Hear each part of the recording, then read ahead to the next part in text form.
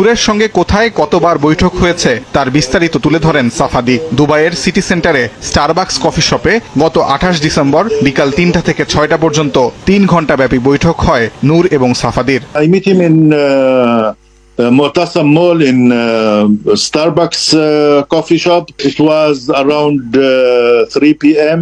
in December 28th. Around 3 hours, we finished the meeting.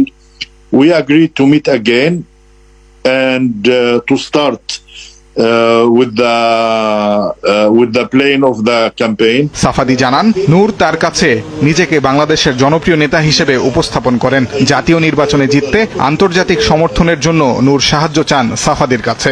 Noor asked for my support in international campaign for him for the next election.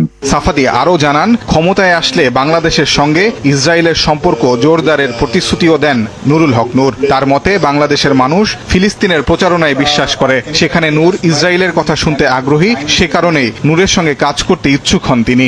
His ideology, it's kind of close to my ideology. He want to open the doors between Israel and Bangladesh.